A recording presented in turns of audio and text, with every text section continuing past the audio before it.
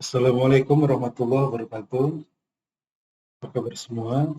Video kali ini akan kita lanjutkan mengenai pembahasan kita untuk routing protokol. Routing protokol untuk video ini kita akan membahas mengenai salah satu routing protokol dari distant vector, yaitu EIGRP atau Enhanced Inferior Routing Gateway Protocol. Jadi sebelumnya sudah kita bahas salah satu yang pertama untuk distant routing protocol, yaitu RIP atau RIP. Di video ini kita akan melanjutkan untuk distant vector, yaitu EIGRP, ya.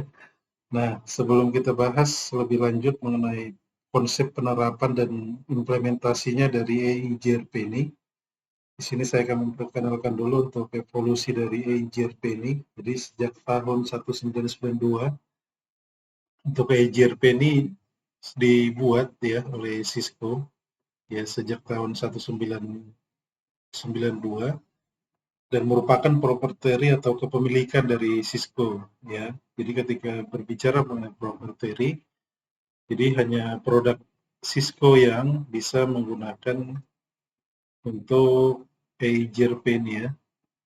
Jadi ketika ada misalnya brand lain seperti ada Juniper, ada apa lagi ya, Mikrotik gitu ya. Kemudian ada produk Huawei, kemudian misalnya ada Aruba, contohnya ada lain-lain ya, ada Dell, Porsten gitu ya, kemudian ada XP, kemudian ada apa lagi, ada Nokia, produk-produk Nokia untuk router ya. Nah, semua brand ini itu tidak bisa menerapkan si EIGRP ini. Dia tidak bisa diaktifkan atau kita konfigurasi pada router brand-brand selain Cisco. Nah, sejak tahun 2013 di sini diketahui Cisco itu sudah merilis jadi untuk EIGRP ini sudah dijadikan open standar ya. Dijadikan standar terbuka atau open standar. Jadi dengan begitu semua brand ini sudah bisa menggunakan si EIGRP ya. Kemudian yang kedua, untuk EIGRP itu sendiri merupakan link state dan distant vector. Jadi nanti ada pembahasan kalau di Cisco itu EIGRP itu merupakan si hybrid routing protocol gitu ya. Karena berkenaan dengan link state dan distant vector ini ketika operasional dilakukan di EIGRP tersebut. Kemudian paket pengiriman untuk EIGRP itu sama di multicast ya, seperti RIP versi 2 dan menggunakan IP address 224.0.0.10. Jadi kalau bicara paket pengiriman multicast ini, berarti kita akan mengetahui bagaimana proses pengiriman routing protokol EIGRP itu ketika kita aktifkan di sebuah router, itu akan dikirimkan secara multicast. Jadi misalnya ada network multi akses gitu ya, ketika ada network multi akses, ya, paket itu akan dikirimkan gitu ya. Ada lagi network ya, dikirimkan gitu ya. Nah, tapi ada kalanya untuk si EIGRP ini ketika router, sebut saja di sini router 1, ketika dia mengirimkan paket itu secara multicast, nanti tujuan atau si penerima dari router ini itu akan mengirimkan secara unicast, tidak multicast lagi ya. Nah, kemudian untuk versi 6-nya, untuk IP-nya FF02, ini extend ya. Ada IP lagi di sini 00, kemudian A. Kemudian untuk nilai metrik EIGRP itu ada 5, bandwidth, delay, load, MTU, dan reliability. Nah, sebenarnya MTU ini tidak masuk ke dalam metrik EIGRP itu ya. Dia hanya berupa update routing. Kerjanya nanti untuk EIGRP itu sebagai update routing ya, bukan sebagai metrik ya, itu catatannya. Kemudian kategorinya untuk EIGRP itu merupakan classless seperti yang kita ketahui di RIP versi 1 itu ya. Recursive set itu masih menggunakan kelas full. Ya. Nah, kalau si EJRP ini sama seperti recursi 2, itu sudah menggunakan classless. Bedanya ya antara classless dan class full ini, class full dan classless, ya, kalau ada network address misalnya seperti ini 172.16.0.0.0/24. Nah, untuk untuk IP-nya kita rubah misalnya ini ya 172.16.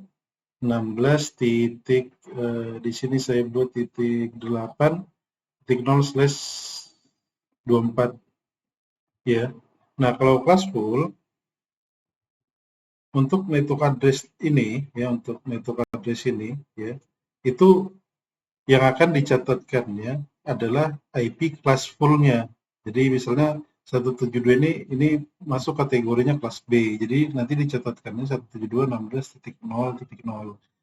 Tapi kalau classless, dia akan support yang namanya seperti yang sudah kita bahas di video-video sebelumnya. Classless ini itu akan mendukung yang namanya VLSM dan CIDR ya. Jadi ketika kita create IP di router misalnya untuk EJRP, dia akan membawa atau mencatatkan IP network address ini dan juga subnet masknya gitu ya, yang juga subnet masknya. Ada kalanya kebutuhannya seperti itu. Jadi kita nanti ketika kita mau memisahkan di classless ini di EJRP kita bisa menggunakan yang namanya wildcard mask ya. Kita bisa menggunakan wildcard mask. Ketika kita menggunakan bagaimana nanti classless ini diterapkan di routing protokol EJRP. Seperti itu ya untuk karakteristik atau evolusi dari si EJRP. Kemudian kita lanjut. Ada feature EJRP yang perlu kita ketahui. Di sini ada diffusing update algorithm. Jadi EJRP ini dia menggunakan yang namanya algoritmanya dual ya, diffusing update algorithm. Jadi pengertian dari dual ini di sini adalah jadi bagaimana dual ini akan menyimpan semua rute, baik rute cadangannya yang sudah diketahuinya dengan paket update dan ACK nantinya, itu akan disimpan di memorinya sehingga ketika ada salah satunya ya, ketika ada link yang down gitu, contohnya seperti ini saya gambarkan ya, ini ada dari router 1, router 2, kemudian di sini ada network gitu ya. Sini sebut saja network C gitu ya. Nah, kemudian di sini ada jalur lagi ya. Kemudian untuk router 1 mau ke network C ini dia untuk main link-nya itu berada di sini, ini main link-nya. Kemudian ini untuk cadangan atau backup link-nya. Nah, proses ini tadi menyimpan rute tadi, jadi ketika ini ada trouble atau down atau file ya, router 1 ini mau menuju ke network C ini, dia akan melalui jalur ini gitu sebagai base-path-nya kedua gitu. Nah, nanti ini dilakukan oleh si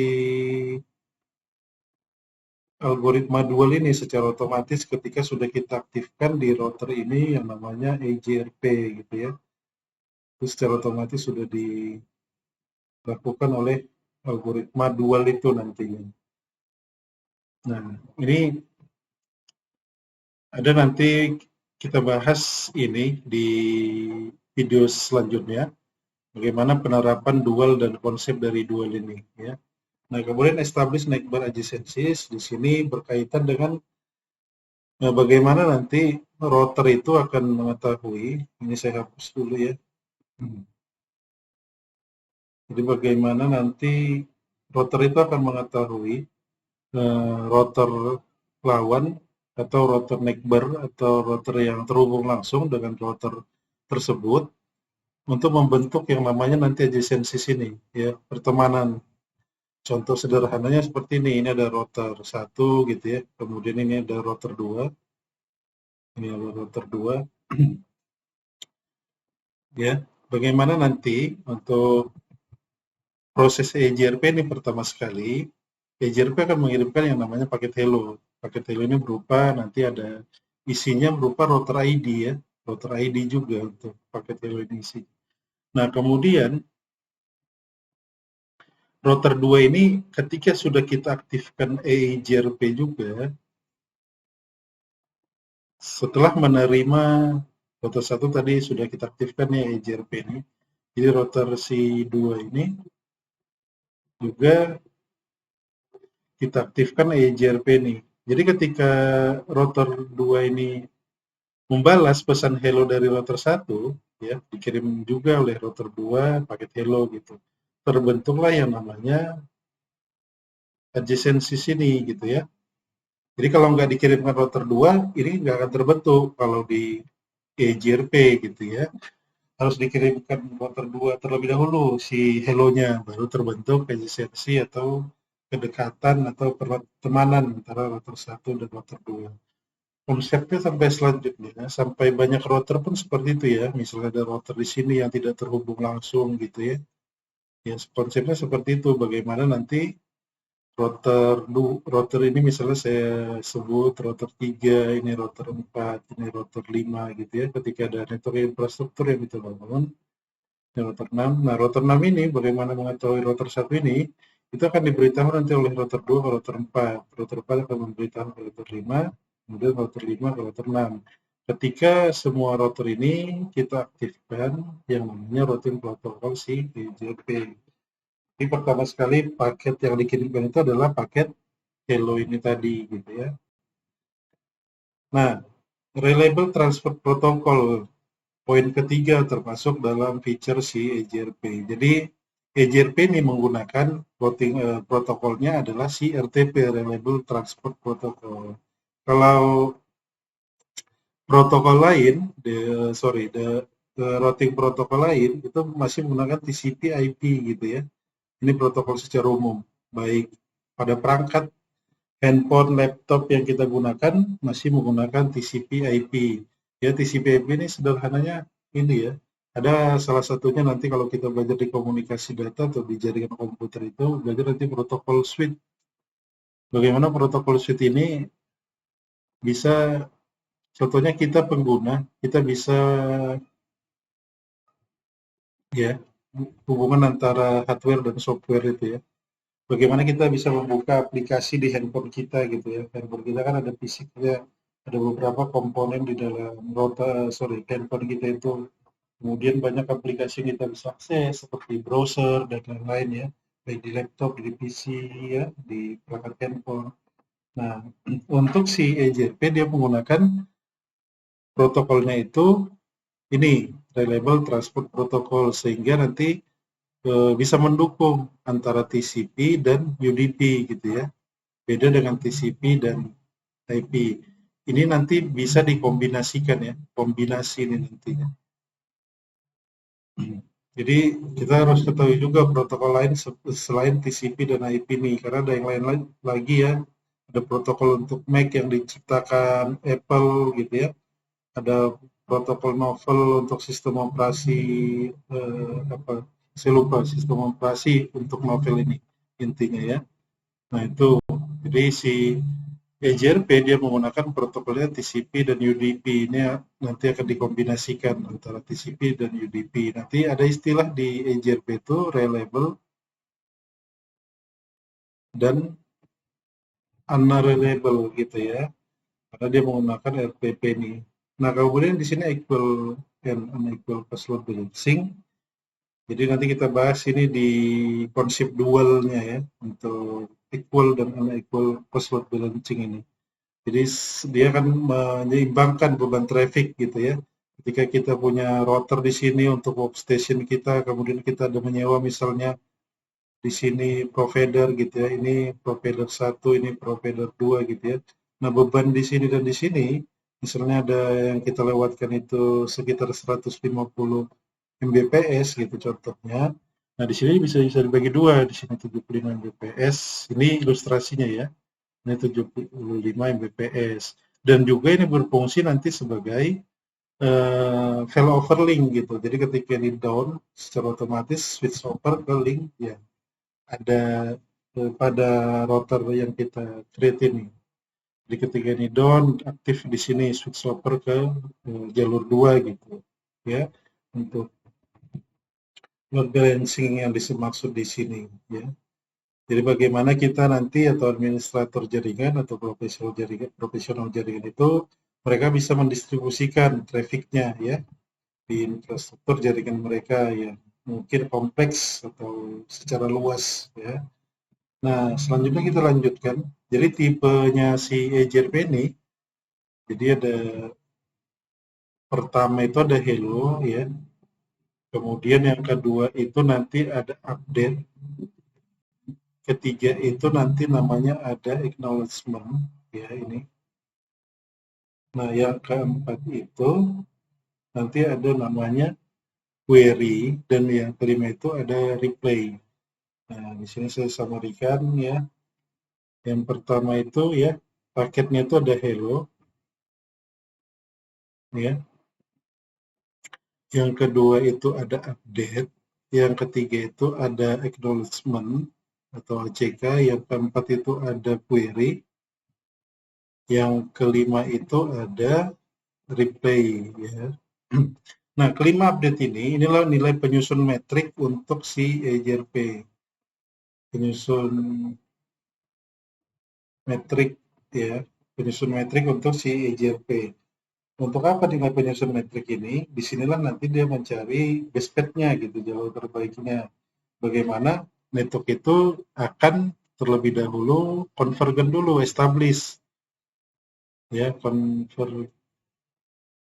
convergen gitu ya. Nah, sederhananya convergen itu establish itu bagaimana ini terhubung ke sini, sebaliknya juga bisa terhubung ke sini, ini terhubung ke sini gitu ya. Sama halnya seperti kita gitu ya.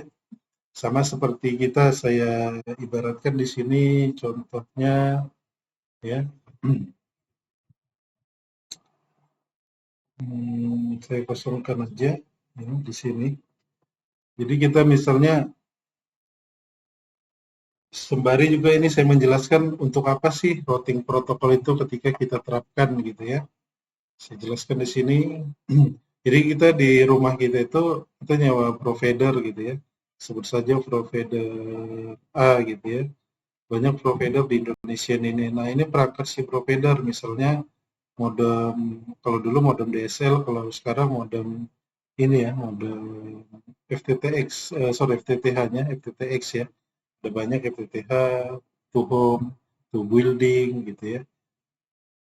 Atau disebut modem PON-nya gitu. Nah, ini ada router kita gitu. Nah, di sini ada access point kita, kemudian di sini ada workstation kita ya.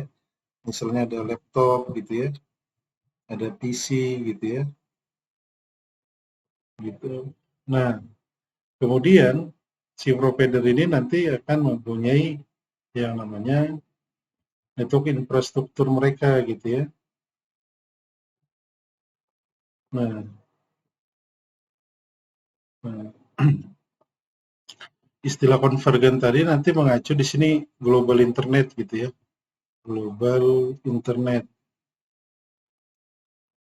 Nanti di global internet itu seperti kita ketahui ya, ada banyak ya gitu ya yang kita akses lah selama ini gitu. Misalnya ada apa aja yang sering kita akses? Kompas.com gitu ya, detik.com, ada youtube.com, ada Instagram.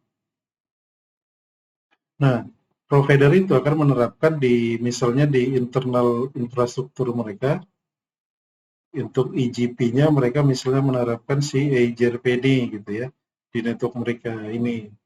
Nah, bagaimana nanti untuk apa gitu ya, ini nanti untuk EJP-nya mereka ke eksternal gitu ya. Nah, nanti di network mereka ini mereka akan menerapkan yang namanya si EJP atau Interior Gateway Protocol ya, salah satunya EJRP ini termasuk. Bagaimana network mereka ini untuk convergen ya, sehingga nanti penggunanya kita di sini ya, di sebelah kanan ini kita bisa akses itu ya, kita bisa akses apa aja yang sering kita bisa akses. TikTok gitu, kita sering akses ini gitu ya, Instagram, Facebook, apa saja yang terkoneksi ke global internet atau main game gitu ya. Nah, itu nanti untuk routing protokol itu ketika kita menyewa provider yang untuk SOHO gitu ya, nah nanti penerapan di network mereka salah satunya mereka akan menerapkan yang namanya routing protokol IGP itu gitu ya, IGP Interior Gateway Protocol ya. Nanti kalau IGP-nya ke arah luar, mereka biasanya menerapkan si BGP gitu ya. Nah, ketika network mereka sudah convergen ya, ataupun koneksi ke kita, di sini misalnya ada X routernya ya, atau router distributionnya, sampai di sini ya, walaupun tidak ini ya, apa, router tapi modemnya sudah layer 3 biasanya. Di situ yang disebut convergen atau network kita di sini kita set ke sini ya, untuk di sini itu convergen. Itu dah sehingga kita bisa akses lah gitu, berhubungan dengan internal misalnya di sebuah organisasi perusahaan atau ke eksternal kita mengakses link-link yang ada di global internet seperti ini gitu ya. Nah, seperti itulah gitu yang disebut convergen. Nah, yang kedua itu namanya paket update. Nah, yang pertama tadi seperti ini ya. Yang pertama tadi belum. Nah, ini. Jadi, bicara mengenai paket hello ini tadi seperti itu ya. Jadi misalnya di sini dicontohkan sebentar ya. Saya ganti lagi untuk tintanya. Di sini misalnya ada ini contohnya networknya topologinya simple-simple ya, tapi penggunaannya secara kompleks nanti. Nah, router 1, router 2, router 3 gitu ya. Nah, router 1 ini ketika sudah diaktifkan ya, catatannya sudah diaktifkan EIGRP itu gitu ya. Di sini EIGRP, di sini EIGRP gitu ya, sudah diaktifkan. Nah, router 1 akan mengirimkan paket hello ya. Kalau dibalas si router 2 hello ya, terbentuklah yang namanya tadi adjacencies tadi gitu ya. Sama halnya router 2 ke router 3, router 1 ke router 3, router 3 ke router 1, router 3 ke router 2 gitu ya. Mereka kan pertama sekali kan mengirimkan yang namanya paket ini berupa isinya router ID gitu ya, berupa IP address untuk router ID itu. Sehingga terbentuk nanti yang namanya adjacencies. Jadi mereka saling mengetahui, oh saya router 1 punya tetangga router 2 dan punya tetangga router 3 gitu. Nah, nanti kalau di EJRP ini ada tiga ini ya, ada tiga kategori nantinya. Ketika pengiriman paket-paket ini sudah terjalin atau sudah established, nah ketika paket hello ini sudah established atau sudah adjacencies ya, nah, nanti router masing-masing router ini akan menyimpan yang namanya routing tetangganya ya, router tetangganya. Kalau router misalnya si router 2 saya punya tetangga router 1, interface-nya itu melewati misalnya gig 0/1. Nanti dicatatnya di masing-masing routernya gitu ya. Terus router 1 mencatat router tetangganya, router 2 mencatat router tetangganya, router 3 mencatat router tetangganya juga gitu ya. Tapi masing-masing di router mereka gitu. Nah, selain router 1, si router 2 punya router 3 gitu. Mereka akan catat gitu. Router 3 misalnya melewati interface-nya gig 0/0 gitu. Si router 2 ke router 3 gitu ya di sini interface-nya gitu ya. Itu. Nah, selanjutnya dikirim dengan pengiriman unreliable. Nah, di sini sudah ada penjelasan unreliable ini gitu ya. Jadi ketika dikirim unreliable ini, jadi paketnya itu ini ada beberapa pengertian nanti ketika berbicara paket unreliable ini. Salah satunya yaitu paketnya adalah apakah unicast, apakah multicast, atau keduanya gitu. Nah, berkaitan dengan pengiriman secara reliable ataupun unreliable ini gitu ya. Nah, kalau unreliable ini itu pengirimannya nanti secara multicast gitu ya. Jadi kalau multicast itu beberapa jenis jaringan yang dikirimkan. Nah, selanjutnya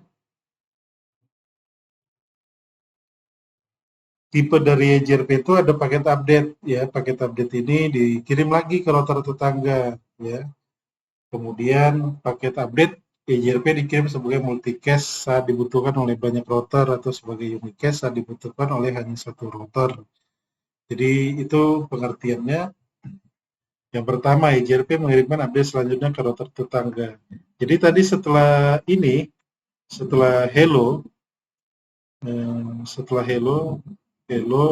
sehingga terbentuk yang namanya adjacencies. Selanjutnya router 1 contohnya, dia akan mengirimkan yang namanya paket update. Nah, paket update ini, nah itu berupa informasi rute, ya, status rute atau informasi rutenya. Informasi rute gitu ya, ke router tetangganya. Router 1 akan mengirimkan ke router 2 gitu ya. Router 2 akan mengirimkan ke router 1, router 1 akan mengirimkan ke router 3 gitu ya. Router 3 akan mengirimkan ke router 1, router 2 akan mengirimkan ke router 3, dan juga router 3 akan mengirimkan ke router 2 gitu ya. Itu akan dikirimkan adalah paket update ya. Paket update ini berupa informasi rutenya. Informasi rute ini apa? Ya, apa isi dari informasi rute itu? Adalah network address gitu ya. Ini isinya dari isi informasi rute itu, network address-nya ya. Nah, selanjutnya paket update dikirim sebagai multicast saat dibutuhkan oleh banyak router atau sebagai unicast saat dibutuhkan hanya oleh satu router. Nah, definisi itu atau penjelasan dari kalimat itu, jadi misalnya ada network multi access gitu ya. Salah satu contohnya di network multi access. Jadi kalau network multi access itu ada topological gitu ya. Ini ada network, di sini ada network, di sini ada network. Sebenarnya sama multicast ini dengan broadcast. Di sini ada network. Nah, ketika pengiriman paket itu, router dari sini misalnya router 1 kan mengirimkan paket ke sini, dikirimkannya ke sini, dikirimkannya ke sini, dikirimkannya ke sini. Itu kalau network multi access. Itu berbasis di Ethernet ya, network multi access itu. Beda misalnya network yang point to point gitu ya, seperti frame relay gitu. Nah, kemudian paket update berisi informasi rute dalam routing table. Ya, itu tadi yang saya jelaskan. Jadi, informasi rute dalam routing table-nya. Jadi, dalam routing table itu berarti isinya di dalam memori si router ini gitu ya, akan disimpannya dalam memorinya ya. Nah, dikirim dengan pengiriman reliable dan unicast. Jadi, sederhananya unicast itu ketika tadi ya, router ini mengirimkan ke sini gitu ya. Sebentar saya ganti lagi. Mengirimkan ke sini gitu ya. Nah, masing-masing router ini, misalnya router 2, router 3, router 4, router 5, nah ini hanya mengirimkan secara unicast gitu ya, tidak secara multicast lagi. Karena kalau dikirimkannya multicast, dia akan mengirimkan ke semua nantinya gitu ya. Tapi secara unicast baik router 2, router 3, router 4, dan router 5. Itu akan mengirimkan update paket dari si router 1 ini yang tadinya multicast itu akan dikirimkan secara unicast. Itu yang disebut salah satunya untuk reliable itu gitu ya. Nah, kemudian setelah paket update ini ya, setelah paket update itu ada namanya paket acknowledgement ini ya, atau ACK ini, paket acknowledgement ini ya, di dalam EJRP. Jadi sederhananya paket acknowledgement itu ketika router tadi, misalnya router 2 mengirimkan ke router 1 update, router 1 akan membalas. Balasan itu berupa paket ACK ya, namanya paket ACK. Dia confirm gitu ya, confirm, ngasih tahu, oh paket dari router 2 sudah saya terima ya gitu. Terima kasih gitu. Kemudian router 3 juga seperti itu. Paket yang dari router 2 tadi itu sudah saya terima. Nah, dia mengirimkan namanya paket ACK. Dikirimkannya lah paket yang bernama ACK ini gitu ya. Itu untuk paket ACK. Dia akan confirm gitu bahwa paket yang dikirim tadi sudah diterimanya gitu ya. Nah, kemudian dikirim secara reliable dan unicast ya. Dikirimnya ya ke router 2 aja gitu. Router 2 tadi misalnya mengirim ke router 1, router 2 mengirim ke router 3, dia kan mengirimnya secara unicast gitu ya, baik dari router 1 ke 2 atau router 3 ke 2 ya secara unicast. Jadi tidak perlu si router 3 ini mengirimkan lagi ke router 1, kemudian ke router 2 gitu ya. Unicast. Salah satunya untuk perubahan ini ya, untuk perubahan suatu jaringan atau suatu topologi. Jadi ketika bicara ada perubahan jaringan, perubahan topologi gitu ya, itu berkaitan nanti seperti ini, salah satunya link file atau link down ini gitu ya. Jadi ketika network atau LAN yang berada dari router 2 ini mengalami file ya, disinilah router 2 tugasnya melakukan nanti nama paketnya selanjutnya ini gitu ya. Ini sambungan tadi ya ketika down. Nah, nama paketnya itu adalah ini kurang paket JRP. Nah, ini ada namanya paket query gitu ya. Kita lompat dulu satu slide tadi, nanti kita ke situ lagi. Ini namanya paket query ya. Paket query ini dikirimkan hanya pada saat terjadi perubahan topologi dalam jaringan. Query dapat menggunakan multicast atau unicast. Sedangkan pakai replay selalu dikirimkan secara unicast. Ini selalu diingat ya. Jadi contohnya seperti ini. Ini sambungan dari paket tadi ya. Kita sudah bahas tadi yang hello. Kemudian yang kedua tadi update. Yang ketiga itu ACK. Nah, yang keempat ini kita bahas paket query-nya. Query ini yang ngasih tahu gitu. Saya link ke ini, ke LAN, itu down katanya. Router 2 kan ngasih tahu ke router 1. Nah, paket apa yang dikirimnya, itu namanya paket query. Dia ngasih tahu paket query ini. Baik ke router 1, baik ke router 3, misalnya di sini nanti ada router lagi, ya ini router 4 gitu ya. Nah, itu akan dikirimkannya yang namanya paket query gitu.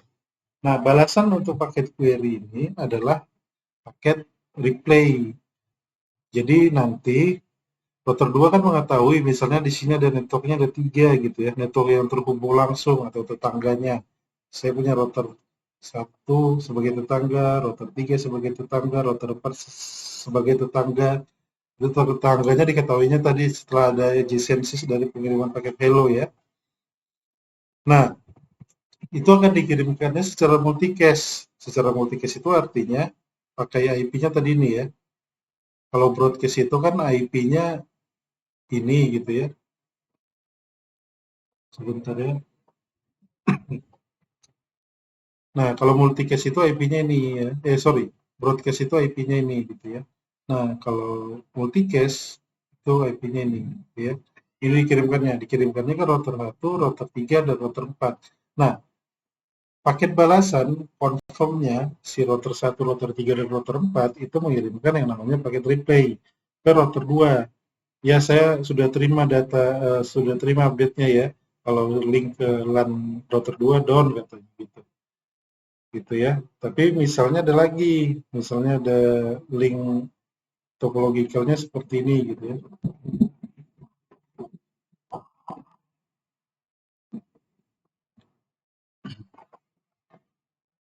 Contohnya seperti ini aja lah ya.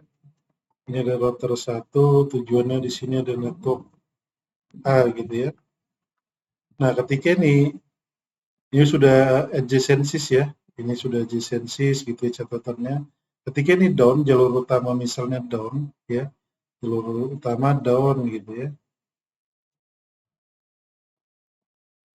Nah, itu dia akan mengirimkan yang namanya paket tadi ya, paket query dikirimkannya. Nah, kemudian dengan kita menggunakan EJRP ya, dengan diffusing ini kan bahasanya berbaur gitu. Nah, dia akan menanyakan router 1 router 2 itu down gitu, ada alternatif jalur lain nggak gitu, saya mau ke network A. Nah, di sini si router 3, ini router 2 ya, ini router 4 gitu. Router 3 ngasih tahu, lewat saya aja bisa gitu. Kalau mau ke router ke network A dari saya bisa ke router 4 gitu. itu paket query dan paket replay tadi penggunaannya gitu ya. Nah, tapi diingat, jadi ketika pengiriman tadi router 1 ke sini itu secara multicast ya, multicast. Tapi nanti ngasih taunya si router 3 dia secara unicast gitu. Dikirimkannya pakai unicast, yaitu replay tadi ya, replay tadi. Itu paket unicast yang dikirimkan router 3 atau router 2 ke router 1. Confirm mereka kalau sudah menerima data dari router 1. Nah, selanjutnya di sini tadi, ini sebenarnya kesimpulan yang saya gambarkan lagi. Jadi bagaimana PGRP menginisialisasi discovery jalurnya gitu ya. Dari tahap pertama ini bisa kita lihat ya, pengiriman paket hello, kemudian ini ya dicatat di neighbor table ya, di neighbor table-nya. Kemudian tahap keduanya akan mengirimkan paket hello lagi gitu ya. Dia akan catat untuk neighbor table-nya. Jadi masing-masing router 1 dan router 2 ini akan dicatatnya neighbor table-nya. Dan router 2 akan catatnya neighbor table-nya gitu ya, dicatatnya di memorinya. Nah, nanti setelah tahap pertama ini ada tahap kedua ya. Tahap kedua ini dia akan mengirimkan lagi tadi ya paket ACK-nya, confirm-nya gitu ya, untuk jadi dari sini paket hello sehingga nanti terbentuk di sini yang namanya adjacencies. Kemudian ini dikirimkannya lagi ACK-nya untuk confirm. Nah, di query dan replay ya, di sini ada namanya topologi table dan routing table gitu ya. Nah, topologi dan routing table ini contohnya di sini saya buat lagi ya. Nah, contohnya di sini untuk routing table dan tadi topologi table dan routing table gitu ya. Nah, routing table, topologi table dan routing table ini, nah tugasnya nanti topologi table ini dia akan catat ini tadi ya. Coba kita lihat lagi di sini. Nah, di sini akan dicatatnya semua informasi router baik dari ini router 1 akan catat routing topologi table router 2 ya. Kemudian router 3 akan catat topologi table router 2, router 3 akan catat topologi table router 2, router 3 akan catat topologi table router 1 di routernya gitu dicatatnya ya. Nah, setelah itu jadi topologi table itu saya hapus saja lagi ya, biar saya gambar lagi. Tadi di sini ya. Nah, ini akan catat di sini. Dicatatnya namanya topologi table dan routing table gitu ya. Sama halnya juga di sini. Ya, saya singkat ya. Dan routing table. Sama halnya juga di sini ya. Dicatatnya topologi dan routing table tetangganya gitu ya. Nah, catatan ini itu berisi semua informasinya gitu ya, dari paket hello-nya ya. Misalnya ini berisi router ID-nya, kemudian paket update-nya ya. Paket update ini berupa informasi rute ini berupa network address gitu ya, sampai proses ACK-nya, confirm-nya masing-masing router ya, kemudian dikirimkan paket query dan replay tadi ya. Nah, kemudian semua data ini sampai query dan replay ini itu dicatat di routing table-nya. Nah, tugasnya si routing table nantinya dia kan setelah dicatatnya dia akan menentukan best path-nya, jalur terbaik gitu ya. Misalnya dari network ini network A gitu ya. Ini network C gitu ya. Nah, dari network A ke network C ini, jalur mana yang digunakan router 1? Lewat router 2, apakah lewat router 3 gitu. Yang mana yang lebih baik untuk best path-nya gitu ya. Best path-nya. Itu tujuannya si topologi table dan routing table gitu ya. Nah, sederhananya kalau saya gambarkan ya di sini, jadi ada dua tadi ya, ada topologi bahasa Inggris ya, topologi table dan routing table gitu ya. Nah, ini paket ini kategori ini sorry, yang pertama tadi tabel tetangga. Ini dimiliki oleh si EJRP ketika proses pengiriman paket itu ya. Ini yang dimiliki si EJRP. Ada tabel tetangga, akan dicatatnya topologi table sampai routing table. Nah, bedanya kalau si topologi table ini, misalnya di sini ada network gitu ya, ini ada network, kemudian di sini ada network, kemudian di sini ada network gitu ya. Kemudian di sini ada network lagi, kemudian di sini ada networknya gitu ya. Nah, sini terhubung ke sini gitu ya. Nah, yang disebut topologi table ini, ya, yang disebut topologi table itu adalah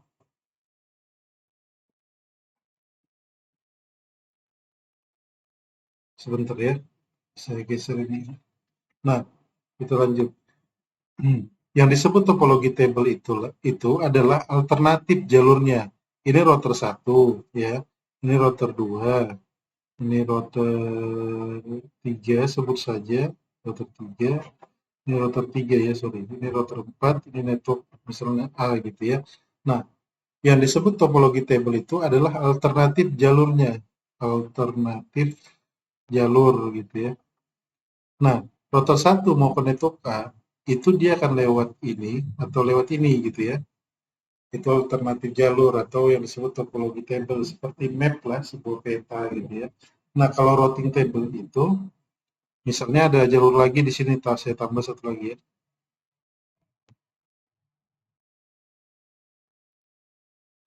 Nah, ini alternatif jalur ini.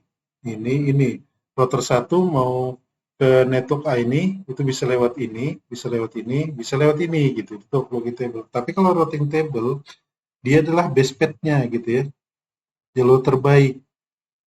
Router 1 mau ke network A, lewat sini yang lebih baik, atau lewat sini, atau lewat sini itu yang lebih baik gitu. Itu bedanya topologi table dan routing table ya. Seperti itu. Ini tadi ada di sini dia. Di sini itu akan dicatat router di router ini gitu ya. Sehingga nanti router ini bisa menentukan seperti ini tadi gitu ya. Bisa ditentukannya yang lebih baik itu jalurnya lewat router 2, lewat router ini atau lewat router ini gitu. Itu pemilihan jalur atau pemilihan jalur terbaiknya ya. Nah, kita lanjutkan di sini ada untuk ini tipe paketnya tadi ya, paket yang dikirimnya.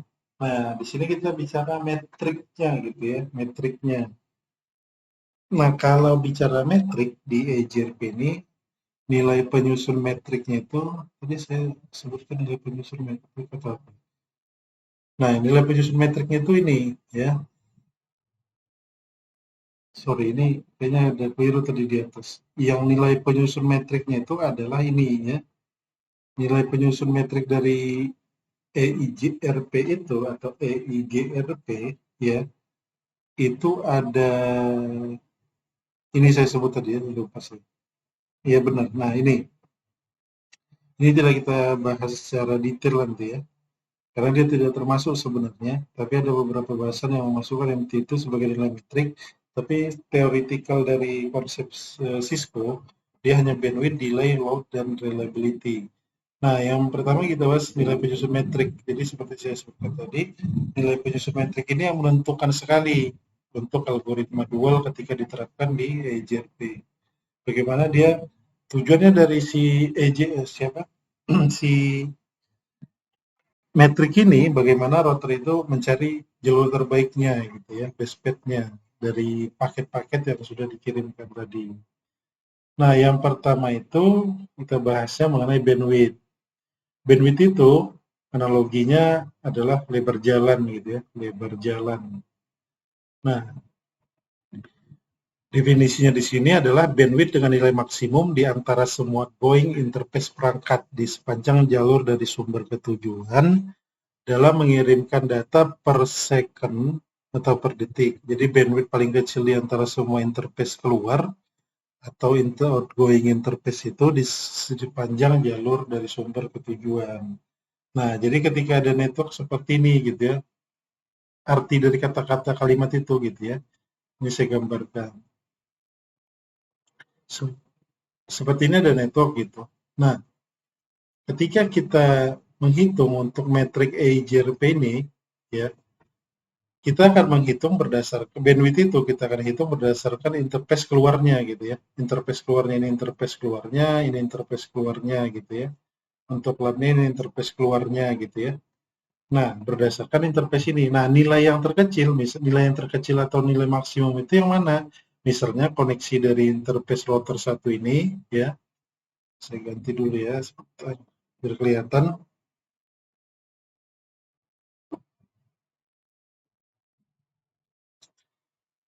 Nah, misalnya interface dari sini kita gunakan gig 0/0, ini gig 0/0, kemudian ini FA 0/1, ini FA 0/1. Nah, nilai maksimum bandwidth yang paling kecil yang akan ini ya,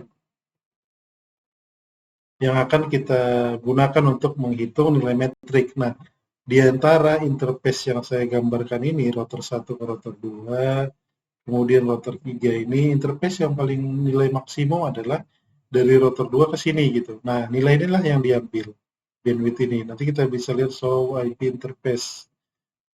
Show interface, misalnya FA 0/1 gitu. Nah, itu yang digunakan nanti. Kenapa itu yang digunakan? Untuk itulah kalkulasi metrik nanti untuk bisa mencapai perhitungan yang bukan perhitungan efisien, tapi disitulah nanti digunakan untuk kalkulasi metrik itu untuk mendapatkan value atau nilai yang baik ketika dia menentukan jalur best path atau jalur terbaiknya ke tujuan gitu ya. Nah, kemudian ada yang kedua untuk nilai penyusun metrik EIGRP ini. Yang kedua itu adalah si namanya delay nih ya. Gimana? Ya, namanya delay. Ukuran waktu yang dibutuhkan sebuah paket untuk melintasi jalur. Metrik delay ini adalah nilai statik berdasarkan jenis link yang menghubungkan interface dan dinyatakan dalam mikrosecond. Nah, delay ini adalah delay interface ya, bukan delay data yang dikirimkan. Misalnya dari sini TX, ini RX mengirimkan paket ke sini. Delay-nya tuh misalnya 20 milisecond gitu. Bukan delay itu, tapi delay interface. Delay interface yang berada di interface masing-masing router yang akan dilalui sepanjang jalur. Artinya sepanjang jalur. Jadi ketika bicara kata-kata sepanjang jalur, berarti dari router 1 menggunakan path ini ke sini dari ya dari sini ke sini gitu. Nah, itu sepanjang jalur. Ini interface-nya atau antarmuka ya, IFACE singkatan saya singkat ya. Nah, itu yang ketiga. Nah, secara default perlu kita ketahui, secara default di interface ketika kita aktifkan IGRP itu ya, di interface itu. Nah, yang digunakan itu hanya bandwidth ya, perlu diketahui nih. Karena ini nanti yang akan digunakan juga dan delay. Nah, di sini ada keterangan metrik berikut dapat digunakan tetapi tidak disarankan karena biasanya menghasilkan perhitungan ulang tabel topologi. Nah, kenapa tidak disarankan? Karena ini tadi ya, menghasilkan penghitungan ulang tabel topologi. Jadi kalau tabel topologi itu dihitung ulang, itu tidak dapat meminimalisir bandwidth gitu ya. Misalnya ini ada jalur gitu ya, ini ada jalur ke network sini gitu ya, ini ada router gitu ya terhubung ke sini, kemudian ini terhubung ke sini. Nah, ketika awalnya secara operasional dari router satu ini ke network ini gitu ya, ke network ini itu jalur terbaiknya lewat sini gitu, lewat router ini. Router satu misalnya di sini router 4. Ini base path-nya jalur terbaik. Nah, kalaulah penghitungan ulang ini terjadi ketika jalur ini atau base path ini yang dilalui tadi mati atau down atau file, otomatis nanti router satu ini ke network ini bisa melewati ini, melewati ke sini, melewati ini ya. Tapi karena ada proses penghitungan ulang ya seperti yang dijelaskan di sini, ketika kita menerapkan nilai metrik itu ini dan ini, itu akan yang namanya banyak mengalami kendala. Kendalanya salah satu lama gitu ya. Dia akan switch over ke sini gitu. Switch overnya lama gitu. Butuh waktu gitu ya. Sementara jalur itu mungkin critical atau sebagainya gitu ya. Nah, itu yang tidak dianjurkan dan ini tidak akan kita terapkan ketika EJRP itu diimplementasikan di praktikum kita. Yang kita implementasikan itu bandwidth dan delay gitu ya. Nah, di sini bisa kita lihat di tabel Ethernet itu delay-nya 1000 ya. Kita bisa lihat nanti di packet tracer atau di Cisco yang real perintahnya show interface gitu ya, interface misalnya FA0/1 gitu. Kita bisa lihat interface-nya. Ya.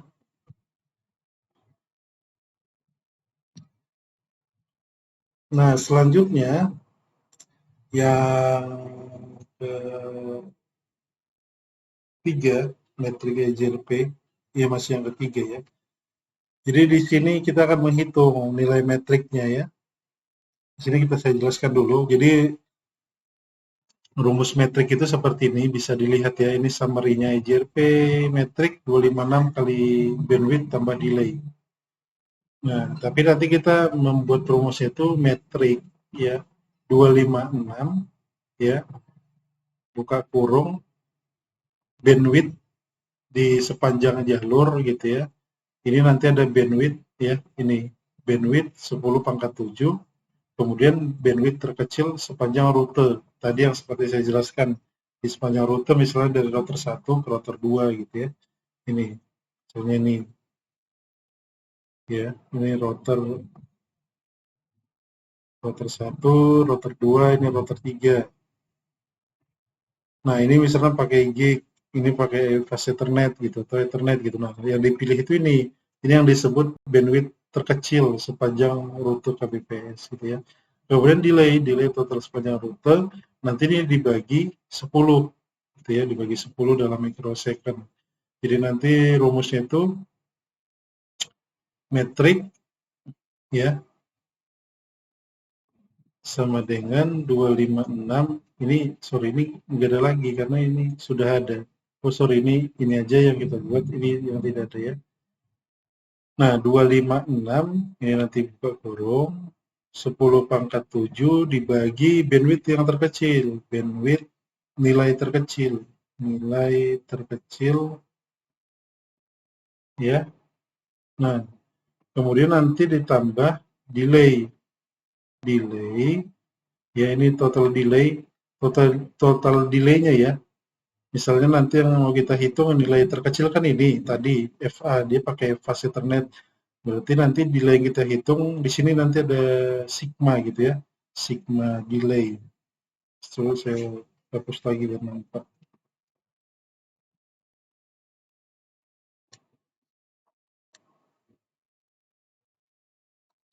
Ini tadi ya untuk rumus summary-nya itu metrik sama dengan 256 10 pangkat 7 dibagi bandwidth terkecil ya. Kemudian ditambah sigma delay dibagi 10 gitu ya. Nah, ini nanti kita hitung. Kita bisa hitung nanti. Jadi Kalau di router itu bisa kita lihat nanti kita dengan perintah show IP protocol gitu ya, protocols. Ini kita bisa lihat nanti. Sebentar ya, saya pause dulu. Ini sebentar.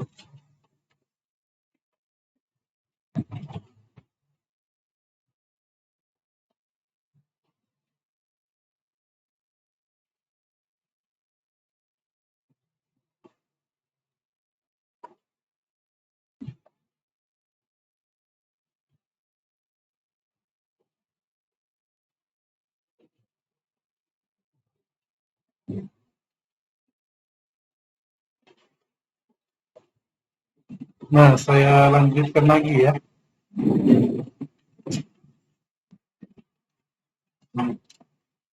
Perintahnya show IP protokol ini, itu bisa kita lihat nanti nih.